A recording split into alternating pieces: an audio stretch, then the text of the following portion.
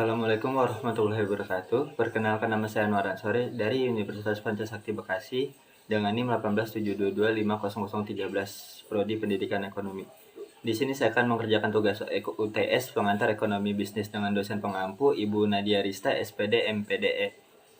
Terancamnya perekonomian di Indonesia pada tahun 2023 yang akan mendatang.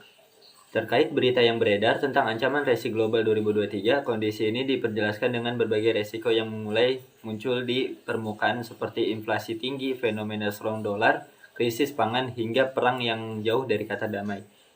Dan juga ada peringatan yang dipaparkan oleh Menteri Keuangan Sri Mulyani Indrawati, di mana ia mengatakan bahwa situasi dunia kini dalam bahaya, tidak hanya untuk periode tahun ini, namun juga bisa merambat hingga tahun 2023. Hal ini disampaikan saat membuka pertemuan Menteri Keuangan dan Gubernur Bank Sentral Negara anggota G30 di Washington DC, Amerika Serikat.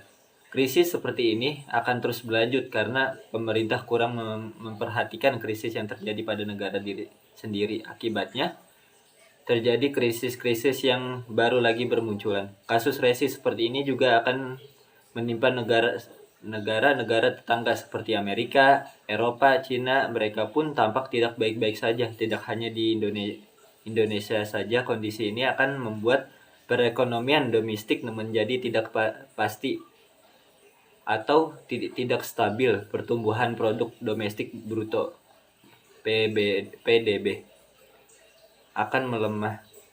Oleh karena itu, yang harus dilakukan oleh pemerintah harus memperhatikan kestabilan perekonomian yang ada di negara sendiri agar krisis seperti ini tidak terus melanjut dan dapat diatasi dengan cepat agar tidak ada lagi krisis yang terjadi yang disebabkan oleh masyarakat sendiri. Dan pemerintah juga harus memperhatikan perekonomian di masyarakat agar tidak terjadi demo atau perekonomian negara yang begitu tidak stabil, agar negara dan masyarakat tentram dan damai menjalani keseharian yang sampai tahun-tahun berikutnya. Dan sikap saya sebagai rakyat biasa tentang krisis perekonomian seperti ini harus memperhatikan krisis yang akan mendatang lagi, karena kalau pemerintah saja kurang memperhatikan perekonomian saat ini, apalagi memperhatikan kita yang rakyat biasa seperti ini. Oleh karena itu, kita harus mengatur lagi ekonomi kita untuk kebutuhan hidup dan lain-lain, dan jangan terlalu berharap pada pemerintah.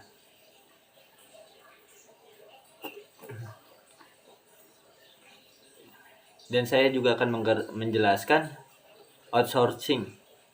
Banyak perusahaan di Indonesia, baik negeri maupun swasta, yang bekerja sama dengan perusahaan outsourcing. Outsourcing adalah penggunaan tenaga kerja dari pihak ketiga untuk menyelesaikan pekerjaan tertentu di dalam perusahaan. Dan di sini saya akan menjelaskan kelebihan dan kekurangan dalam outsourcing. Di sini ada kelebihannya. Kelebihan dalam outsourcing ialah kita tidak usah melamar kerja di banyak tempat, karena jika kita sudah melamar di perusahaan outsourcing, kita disalurkan ke tempat kerja yang ada, yang membutuhkan tenaga kerja kita karena kemudahan yang ditawarkannya. Dan kita juga mendapatkan keahlian tambahan saat training di perusahaan tersebut. Oleh karena itu, perusahaan outsourcing ini dapat mengurangi dampak pengangguran yang ada di Indonesia. Dan juga ada kekurangannya. Nah, di sini juga ada kekurangan. Perusahaan ini juga memiliki kekurangan seperti tidak adanya jenjang karir. Walaupun kita sudah disalurkan ke tempat pekerja oleh perusahaan ini, tapi untuk karir kita belum ditentukan. Terus juga ada kesejahteraan yang kurang menjamin, berbeda dengan pekerjaan tetap yang banyak benefit terkait kesejahteraan karyawannya. Dan juga ada masa kerja yang belum jelas dan rentan terhadap PHK.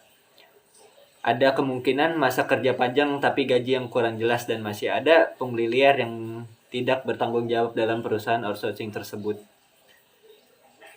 Sekian presentasi dari saya, kurang lebihnya mohon maaf. Wassalamualaikum warahmatullahi wabarakatuh.